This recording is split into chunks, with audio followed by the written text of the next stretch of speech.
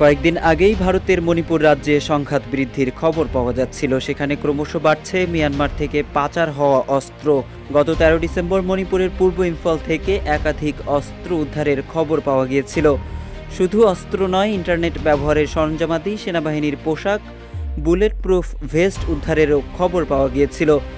মণিপুরের বিদ্রোহীদের হাতে রকেট লঞ্চার, স্নাইপার, RM-60 ও M4-এর মতো আমেরিকান অ্যাসল্ট রাইফেল পাওয়ার খবর দিয়েছিল হিন্দুস্তান টাইমস ও রয়টার্স।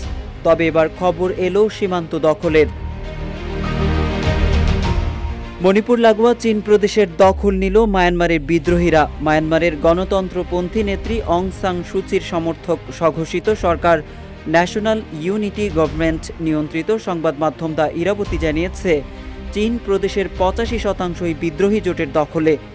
সামরিক জান্তার বাহিনীকে হটিয়ে সীমান্তবর্তী এলাকার বড় অংশ কয়েক মাস আগেই নিয়ন্ত্রণে নিয়েছিল বিদ্রোহী গোষ্ঠী।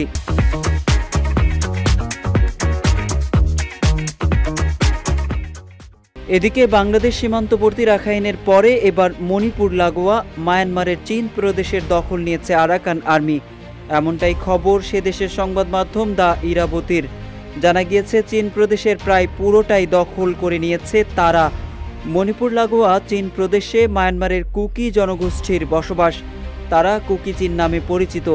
বিদ্রোহী গোষ্ঠীর মণিপুর ঘেঁষা চীন প্রদেশ দখলের ফলে মণিপুরের পথ ধরে ভারতে অনুপ্রবেশের আশঙ্কা আরও তীব্র হচ্ছে। এদিকে 1 বছরের থেকে বেশি সময় ধরে উত্তাল ভারতের মণিপুর রাজ্য।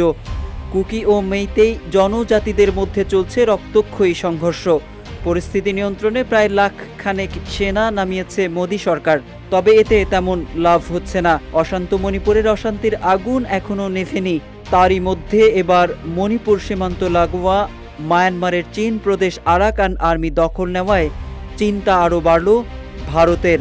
2021 সালের ফেব্রুয়ারিতে অভ্যুত্থান ঘটিয়ে অং সান সুচিকে উৎখাত করেছিল মায়ানমারের সেনাবাহিনী। এরপর শুরু হয় সামরিক শাসন। তবে 2023 সালের নভেম্বর থেকে সে দেশের 3 বিদ্রোহী গোষ্ঠীর জোট 3 ব্রাদারহুড অ্যালায়েন্স সামরিক জান্তা সরকারের বিরুদ্ধে অভিযান শুরু করে। ওই অভিযানের পোশাকি নাম ছিল অপারেশন 1027। একই বছরের অক্টোবরে শান রাজ্যের সংখ্যালঘু 3টি বাহিনী National Democratic Alliance Army, Ta'ang National Liberal Army এবং আরাকান আর্মি সেনাবাহিনীর উপর হামলা চালায়। এদিকে গত 9 ডিসেম্বর আরাকান আর্মি দাবি করেছিল বাংলাদেশ মায়ানমার সীমান্তে মায়ানমারের রাখাইন প্রদেশ তারা দখল করে নিয়েছে। বর্তমানে বাংলাদেশের পুরো সীমান্ত নিয়ন্ত্রণ করছে আরাকান আর্মি।